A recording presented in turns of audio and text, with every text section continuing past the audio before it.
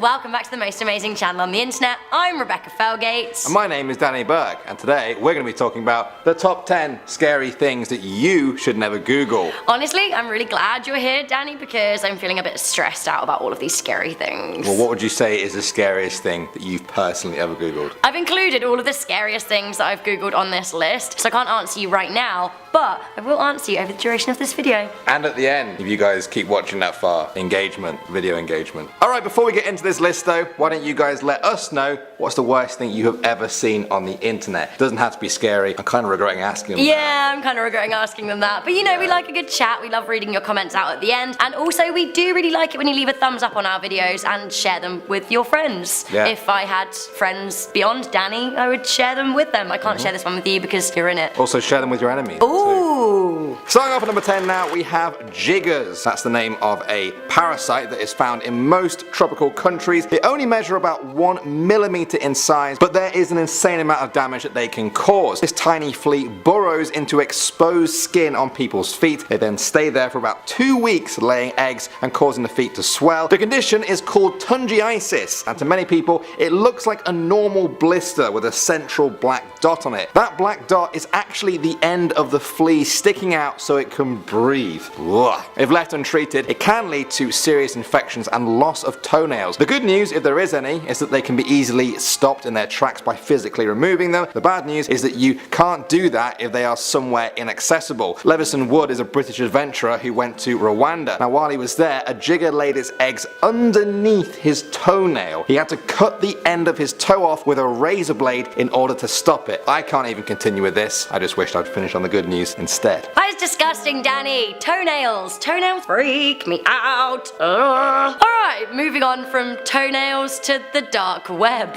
because this is a diverse list. Do not ever Google how to get onto the dark web. I feel like you should absolutely never mess with the dark web at all costs. It's just too risky. The dark web is called the dark web for a reason. It's filled with dark people. People who use the dark web tend to use it for illicit goings on, like drug deals or the hiring of assassins. Now, I've never been on the dark web. The closest I've ever got is 4chan. I have to take it from those who have visited it that it isn't a very nice place. Now, according to articles on various national news publications, the dark web is a place where you can access murder live streams, which, well, I'd really rather not. Luckily, you can't just stumble upon the dark web. You need to have access via a torrent. However, if you're really intent on getting there, it is possible. But is it worth it? Okay, best case scenario, you just kind of scare yourself. Medium case scenario, you unleash a horrible virus on your computer. Or worst case, you don't want the dark web to actively come and find you, but it might. Moving on now to number 8, we have the simulation argument. Earlier on, I talked about something that can make you physically hurt, but this one may just hurt you mentally. To put it quite simply, a number of physicists and philosophers have proposed a theory that all of reality, the Earth, our galaxy, in fact the entire universe, is actually an artificial simulation. Essentially, it's a logic argument. There are 3 scenarios that could unfold for humanity. A, our species dies out before developing advanced technology. B, we live long enough to develop advanced technology, but creating a computer simulation of an entire universe is impossible. Or C, we actually simulate an entire universe in the future. Let's say you believe humans can live long enough to create advanced technology. Okay, so that rules out option A. Now let's say that it is possible with enough power and technology to create a simulated universe identical in every way to our own. Okay, so that rules out option B. That leaves us with option C. Humans do end up simulating an entire universe identical to their own, perhaps to study how their ancestors lived. Now the question is, do you think that we are that universe? We're the real universe? Is it going to be our descendants that create these millions and billions of universe simulations? Or do you think that we are living in one of those simulations that the real humans and real universe created? There could be billions or even trillions of those, but only one single real one. What do you think is more likely that we live in? I'll just leave that one with you because my head's starting to hurt just a little tiny bit. Coming into number 7, we have spontaneous combustion.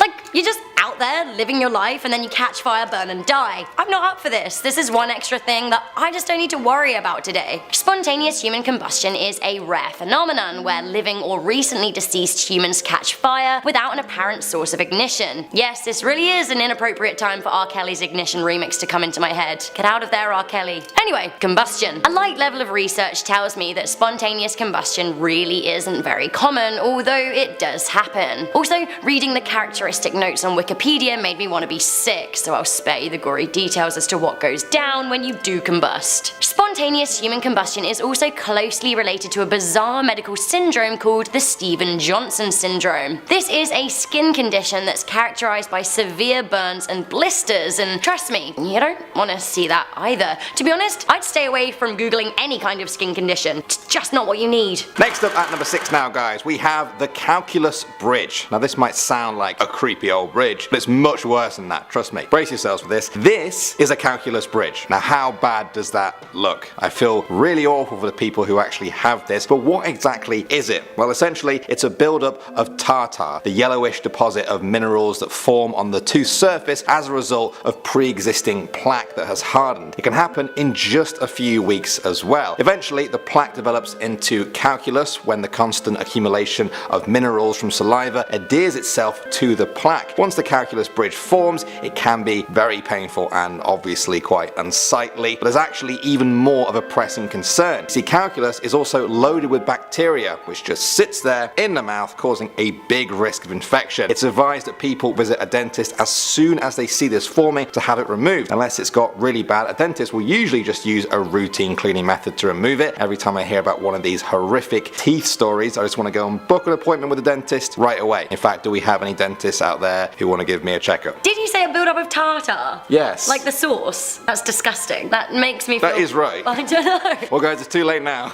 On to the next one. On to the next, but also bleh. Okay, next up, flying scares me anyway, but honestly this is truly and utterly terrifying. Coming into number 5, we have the MH17 aftermath. Malaysian Airlines flight MH17 was shot down on the 17th of July 2014. Now this came just 4 months after Malaysian Airlines flight 370 was lost after taking off from Kuala Lumpur Airport. This made 2014 the worst year for aviation in 10 years. The crash of this plane was extremely high profile, and so far as the current evidence points, it was downed by a Russian military missile as it flew over the Ukraine. All 283 passengers and 15 crew members on board were killed, and horribly. As I said, planes do scare me, and the thought of being downed by a missile while in flight, well, that didn't even cross my mind until this plane crash. This is a whole new thing to worry about. Knowing about the crash is scary enough, can't really avoid the news. What you can avoid is looking into what happened to the plane and the people on board in the aftermath. I don't have many regrets in my life, but googling this one is one of the few that I do have. Honestly,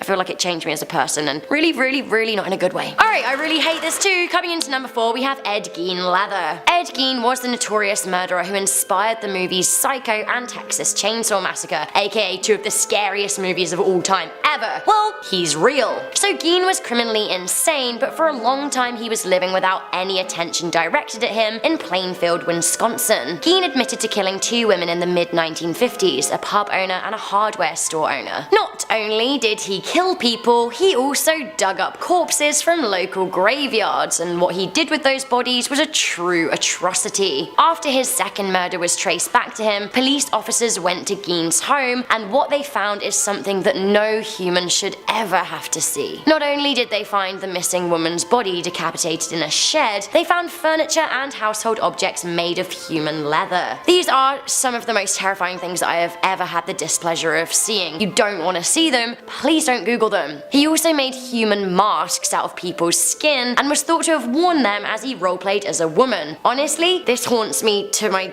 very core. Danny, I'm sad. This is a horrible list. Can we do a fun one together next time?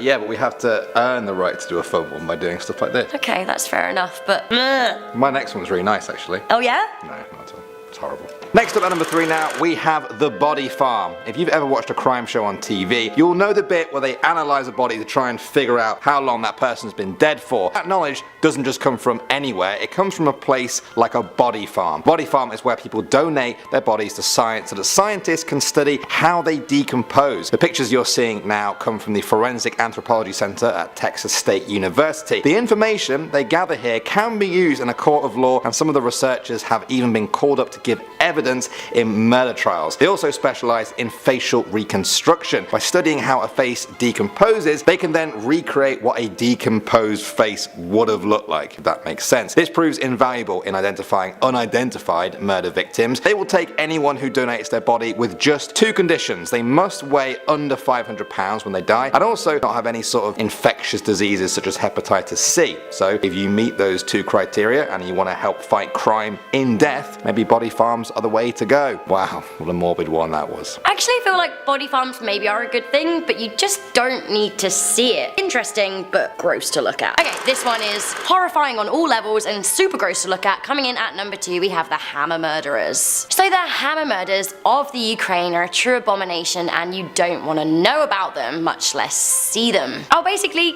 give you the basics so you don't feel like googling it ever. The Dnipropetrovsk maniacs are serial killers who are behind a gory spate of murders between June and July 2007. While they are 2 of the scariest people I've ever read about, they were also just 19 when they went on their murderous spree, which in a way makes them even scarier. Their names are Viktor Sanyenko and Igor Spranyunk, and in little over 3 weeks they managed to kill 21 people without any order or motive. They range from children to the elderly. The pair seemed to love Nazism and bloodshed. They killed their victims with hammers and used their blood to paint swastikas. The diabolical duo reached new levels of depravity when they were found to have photographed and videotaped the murders, some of which unfortunately have been leaked onto the internet and are searchable on Google. Honestly though, I just wouldn't do it. And finally at number 1 now, we have The Murder of Tim McLean. Now, even for those of you with a very morbid fascination with crime might find this one a little bit too much. You have been warned. In 2008, a Canadian called Tim McLean was returning home Manitoba after working at a fair in Alberta. He boarded a Greyhound bus. After 7 hours, the bus picked up a new passenger, Vince Weiguang Li. The 40-year-old Chinese-Canadian man was described as having a shaved head and wearing sunglasses. Originally, he sat near the front of the bus, but then moved further back to sit next to Tim, and by this point Tim had fallen asleep against the window with his headphones covering his ears. Soon after, Lee produced a large knife and began stabbing Tim in the neck and chest. The bus driver pulled over to the side of the road so that he and the other passengers could get off. Then Lee decapitated Tim and displayed his severed head to the other passengers standing outside. He then returned to the body and began cutting off parts of it and eating them. Police arrived on the scene and entered into a tense 4.5-hour standoff with him before he tried to escape by breaking through a window. He was tased, handcuffed and arrested. Parts of the body were retrieved from the bus while his ear,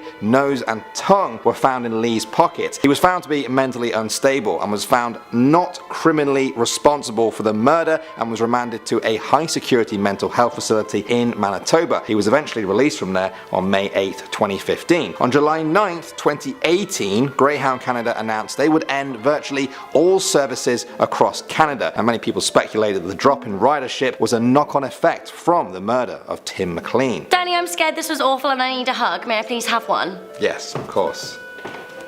If only we could hug you all. I feel like we all need a big top 10 group hug. Alright guys, thank you so much for joining us on this kind of gross, morbid, scary journey. We searched for all of these so you didn't have to, but shall we do a part 2, Rebecca? I really don't think that we should do a part 2 just because I feel very, very sad. But if you do want top 10 best rainbows that ever existed or top 10 happiest kittens, then let me know. Don't let me know. Why you want to do that? Hey, you love a cat. Happiest Don't want to kittens. do that one. Mew. Alright guys, thank you so much for watching. Make sure you subscribe to the video, also give it a like, and we'll see you all in the next one. We will. Bye.